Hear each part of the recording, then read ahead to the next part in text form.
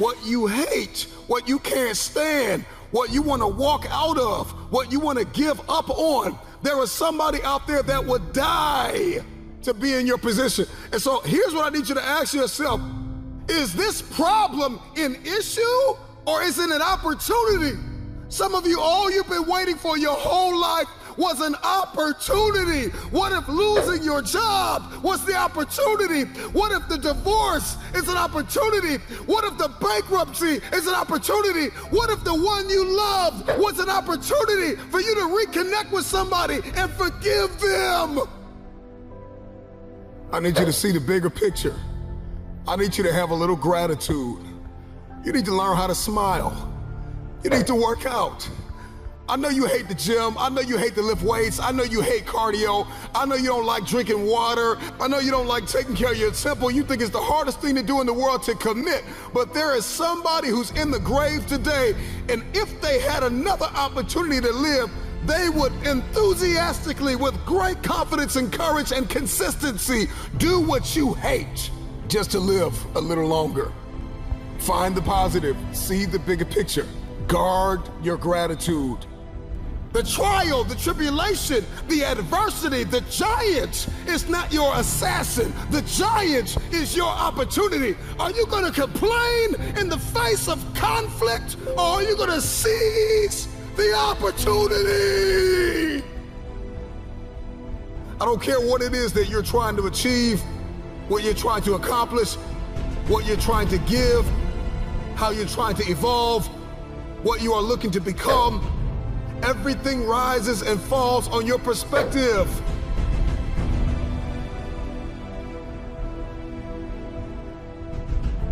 Stop complaining about the jealousy and the envy and the backbiting and the person that gave up on you and the person that wasn't present and the person that lied to you and the person that attempted to manipulate and control. I'm not weary, I'm wiser. I'm not toxic, I'm triumphant. I see this thing differently. This season that you've entered into did not come to break you. It came to build you into the man or woman God has destined you to be. Change your perspective.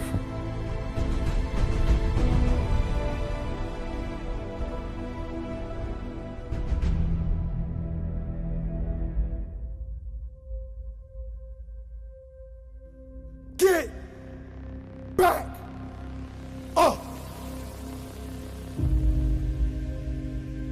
So from this day forward, 365 days together.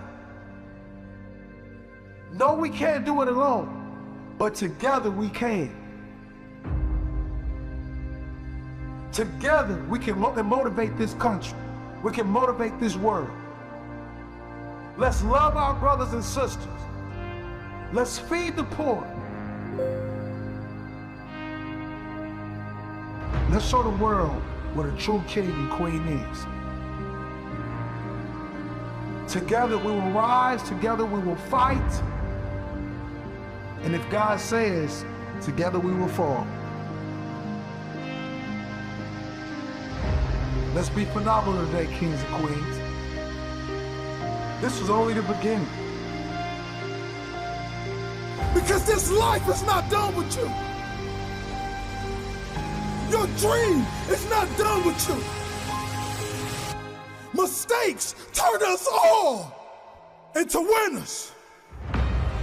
Mistakes turn us all into perfections. There's gonna be days when it seems like it will never happen.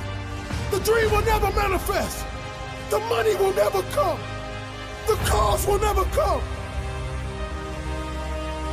But you gotta fight for something more than material. You gotta fight for the baby that lays in your soul, that burns your chest. Because if you don't feel this fire, then it's not a dream.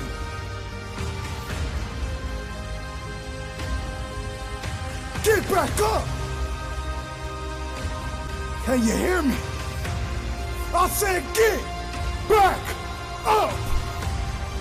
Because this life is not done with you. Your dream is not done with you.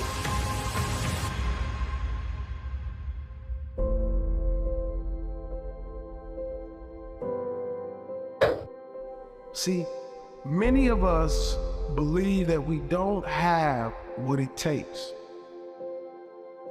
You have multi-million-dollar potential inside of you, and you don't need a dollar to obtain it. It's all inside of you.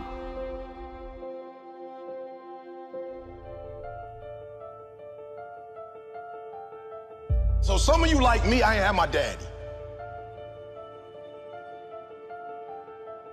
Right, I'm from Chicago, South Side. I ain't had my father in my life. I don't know who my grandfather is. My mom got pregnant with me at 17 years old. I didn't have the people in my life that were supposed to be in my life, so I made some stupid decisions, dropped out of high school, homeless, living in abandoned buildings, eating out of trash can. I promise you, if a speaker came, I was like some of y'all, I wasn't saying nothing, but guess what happened? Guess what happened? Yup, one day I got a why. I got married, I had a son, and everything changed for me. That's why I'm asking you, who do you love? So when people ask me, E.T., why you get up at 3 o'clock in the morning? Why you putting videos up every day at 3 o'clock in the morning on Instagram? Number one, because I want to be the best that ever done it. Like, I honor my craft. I want Dr. Martin Luther King to look at me and go, that's it, kid. I want Malcolm X to look at me and go, that's it, kid. Just like you got the Hall of Fame in basketball, I want to be the Hall of Fame in speaking. I want all the greats to look at me and go, that's it right there. Number one, I'm competing against everybody else in the world. I'm not mad at them, I'm not against them, but when you number one, you don't have to negotiate with your check. I remember when I was like number 25 or something, they would be like, okay, you got to fly here, you got to fly. Now I tell people how I fly. I tell people where I stay, where I don't stay. So number one in the world, what happened? One day I woke up and was like, I got to do this for my wife. Like, I don't know what happened, but she called me like, yo, E, I'm lost. I'm like, what you mean we lost? We live in Lansing. You can't be lost. She's like, I'm lost. I got a brain fog. Took her to the hospital, found out she had MS.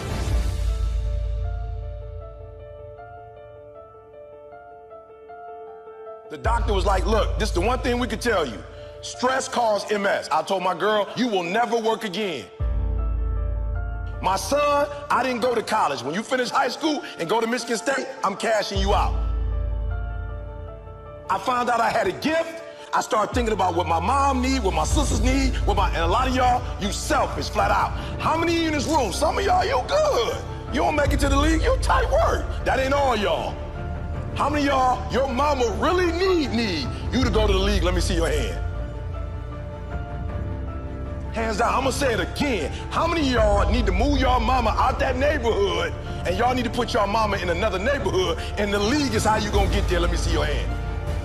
So what I'm trying to tell you is, while you playing, it might be some cats in the league who really are going, or who do come from privilege, and you like thinking you them. I promise you, I ain't stupid. I ain't Tony Robbins. I don't come from where he come from. I don't come from where Kiyosaki come from. I don't come from where Zig came from. My mama barely finished Dunbar. I'm from the south side of Chicago. I ain't had no safety net. You acting like if you don't make it to the NBA, you got like some second opportunity that's gonna pay you $100 million. How many of y'all in the room right now, your mama got a safety net? So, other than you making it to the league, you got another way where you about to make $100 million. Let me see your hand real quick. For real, because that's what you acting like. Now, if your parents got that, hey, you good. But some of you, your mama ain't got that. So when you hoop from now on, I don't want you to see basketball. I want you to see your mama getting out the hood. So every time you get your handle straight, your mama is that closer to doing what? Every time you get your character straight, you heard what the man said. He said if they got to choose between the two of y'all, they not choosing the snotty-nosed dude who think he everything, who don't speak to people.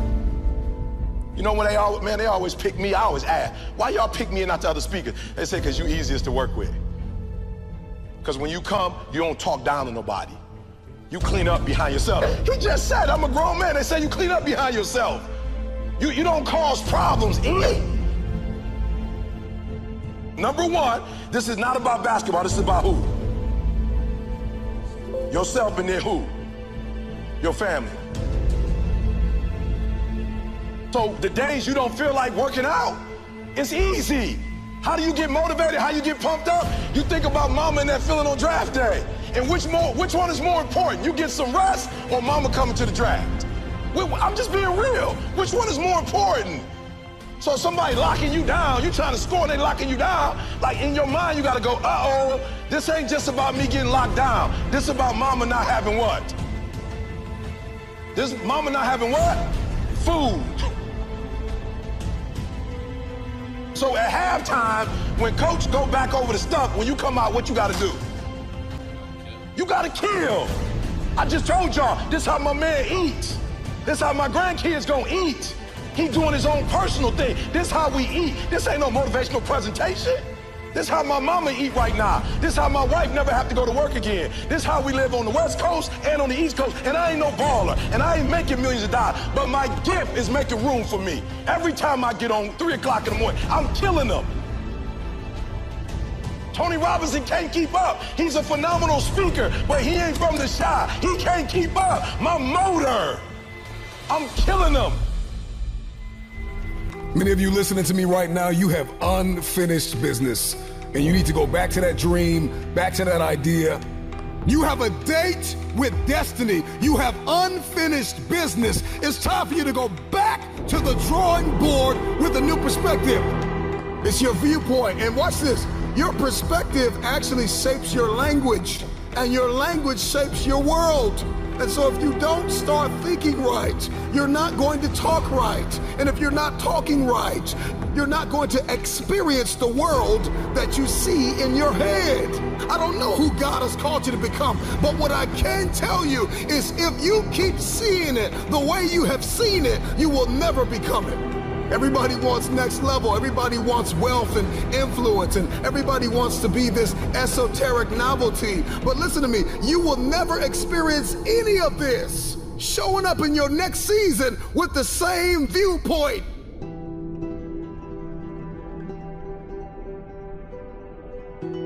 The right perspective makes the impossible possible. Instead of the path of least resistance, I started choosing the path of most resistance to prepare myself for the journey that was coming my way. And you realize through hard work, you can outwork anybody, no matter how badass they are. It starts with yourself, man. You gotta start diving into those things that you're afraid of. You don't gain confidence by going to the spot that makes you feel good. It's gonna be a false reality. And the second life gives you that challenge, all you wanna do is go back to what gave you confidence. Is that happy spot? No. What gave me confidence was spending years at a kitchen table trying to learn how to read and write on my own. Realizing I can't learn the way you learn. I can't, but I can learn. What gives you confidence, not being afraid, is overcoming the fear. That's what gives me confidence, is facing these things, overcoming them. And maybe not overcoming them every day, but facing them and facing them and facing them. Pretty soon like this, you know what, man, this is where it's at. It's not in that comfort zone. It's in the discomfort zone is where my confidence is getting built. That's where it's getting built. Happiness, peace, enlightenment, it's all up here, man. It's all up here. It's all up here. You just gotta be willing to go and face it. And that's the hard part. The physical standard is not what they need to meet. It's a mental standard you must meet in life.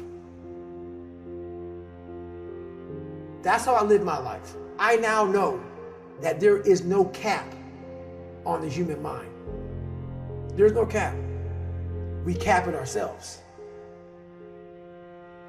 When most people quit, I had just started. And when you take that mindset and you learn to flip that around, that's what made me powerful. And my body followed. And so I said, I want to do this. I'm going to give myself a challenge every single day until the fear goes away. That's right. And I feel like that's what more of us should be doing. I'm hearing that that's how you live your life. That's all it is, man. And it helps me feel so much more confident. When you overcome that fear of saying this doesn't have control over me anymore, that's right. It's like you can be at such more peace. A lot of us speak in hollow words. I used to speak in hollow words.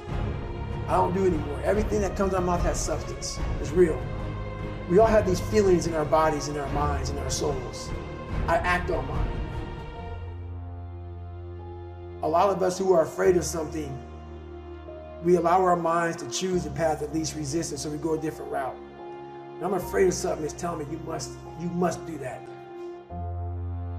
Life is one big mind game, and you're playing it with yourself. You cannot lose perspective of where you've come in life.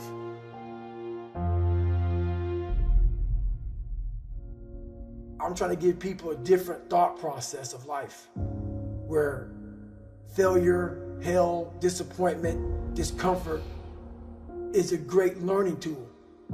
And many people don't understand that, but it's these few moments in life that you have. Like for me, I always talk about it. Rocky 1, round 14. That 2 minute and 13-second clip of Rocky getting up when Apollo knocked him down. That one clip, when I was going through a very bad time in my life, I saw what I wanted to be. And it wasn't a guy that won. It wasn't a guy that won everything he did. It was a guy that kept getting up after being knocked down. So I realized if that 2 minutes and 13 seconds changed my life, that's all it was. I saw something that I needed to be in the world I was living in. Maybe my story will give someone the 2 minutes and 13 seconds they need to change their life. Everybody's got a story. We don't share it on social media. We share our nice life on social media. We all have a dungeon. I'm just willing to talk about mine. Mental toughness isn't something that you sample. It's something that you live in every day. Whenever hardness comes, and you don't know what it is, it may be different for you than it is for me, but you go back to your insecurities. And then when you go back to your insecurities, you then look for comfort within those insecurities. And we all look for that cookie that your mom used to give you when you were sad, when you were sick. We look for our wife or our husband. We look for comfort. It's in those moments you must retrain your mind to think differently in health. The mental standard is you must know how far you've come.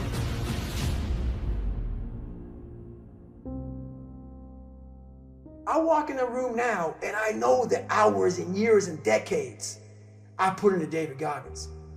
That's something, it's not on the wall. It's not a trophy on the wall. It's not a medal on your neck. I don't care how you perceive David Goggins, because through my journey, I figured out the one piece I was missing. I thought it was cars. I thought it was women. I thought it was money. I thought it was everything. The one piece I was missing was me having the courage to face myself. Where I got my work ethic from was the hours I had to spend learning this. When you sit down and you're not smart, and you have a disability, and you still want to be at the top of your class, I didn't want to just get by. When I realized that I can learn through hard work, and I can beat the valedictorian in school, but I got put in 10 hours more a day than he does. You know what kind of strength comes from that? When you're sitting down, that guy that valedictorian studied for an hour, and you know I caught you. I have the work ethic to catch you. That's where David Goggins got really invented. Was at a kitchen table with 20 spiral notebooks that were empty, and then they were full. And when you can go through that, I still have them in my storage unit. You go through these spiral notebooks of your life, and you realize this is how I learned. This is unbelievable. It wasn't until I got real sick and my life got real quiet. I went from running 205 miles in 39 hours to I couldn't get out of bed. My life was taken from me. And that's when I realized I hadn't taken time to think about what I'd done in my life. I'd done all these things, but there was no finish line. I finished a race of life, and I wouldn't even receive my medal. I go on. I get in the car and I go. When I started figuring out life, that I was leaving so much in the tank. Once I realized, my God, man, I was this dumb, fat kid being bullied, and now I'm a 180-pound person who lost 106 pounds in less than 3 months. Learn to read, learn to do this, learn to do that. I was like, I need more. I was fueling my mind with everything. And I never took time to say, my God, you came from this hell, and you're here. I had come 8,000 miles from where I started. But if you never know that, you're still in the $7 a month place. So it's that quiet place. It's that place by yourself. It's those hours and years and decades by yourself in the grip of life. When life has you by the throat and choking you out, and you're sitting there calm because you're trying to figure it out. You're not panicking. You're not quitting. You're not throwing in the towel. You're saying there's a way around this. And when you figure it out, when life has you gripped in a vice, and you can figure that out, that's when you overcome. That's when you overcome. The journey getting there was harder than going through it. Yeah. You know? So that's the whole thing about life, man. It's that journey that makes you who you are.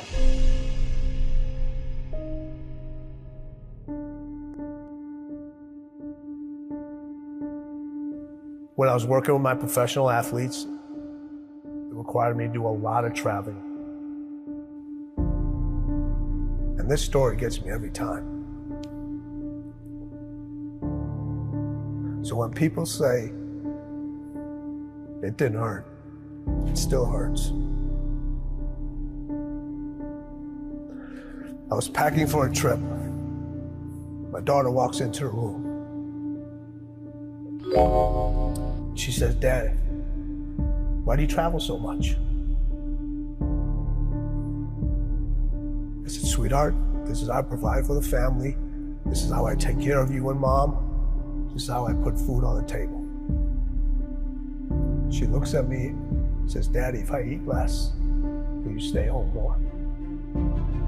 Now people would think in a fairy tale, or most people would say, I unpacked my suitcase, I'm not gonna take this trip, honey, let's go grab some ice cream or let's go out.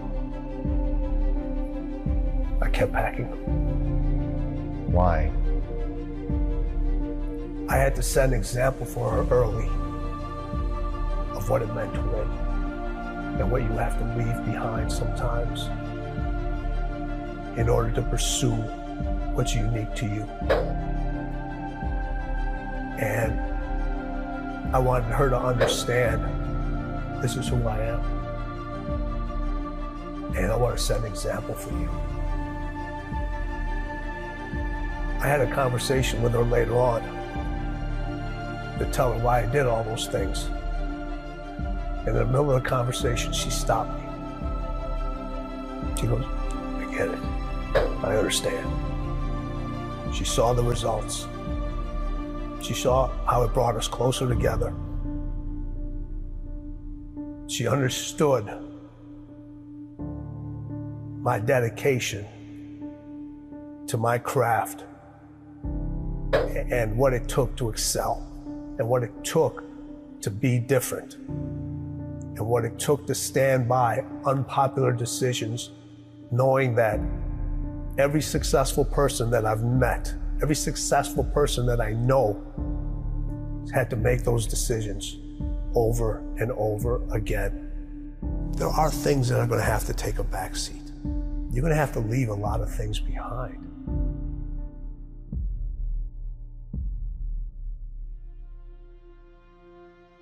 The hardest thing with Kobe was getting him to stop. Yeah, okay, take a break, rest. Yes. Take the day off. That was the most challenging thing with him, because over all the years that he had his success, it was about go, go, go. And then when I came on, I was the complete opposite. I got to get you to stop. His 3 a.m. workouts, they're crazy. You know, having to keep the Staples Center open later because he wasn't happy the way he performed at that game. And I would not leave till he would leave. Really? Yeah, so we would be in the arena sometimes 2, 3 o'clock in the morning. Shut up. All the lights are turned off except on the court, and we just keep going, What is the mindset of winning? They both had that. So I look at it 3 ways. So you have individuals that compete. Mm-hmm. You know a lot of people that compete. Yeah. You know, we all know how to compete. Everybody knows how to compete. You don't forget how to compete. We just decide not to anymore. But a lot of people compete just to finish. Then there's individuals that win, but they only win one time. It's easy to win and then never win again. And then there's people that win at winning. You can't come back the same. Cannot come back the same. You have to come back different. You have to come back better. Winning wants you to be different. Winning requires you to do different things. Winning requires you to think in a different way. Winning speaks its own language. Winning has its own way of recognizing you. Winning wants you to write your own story. Stop looking for steps. Those steps are infinite. Find your own path to winning. Because as the late, great Kobe Bryant said, winning is everything. I heard a story one day about Muhammad Ali. And Muhammad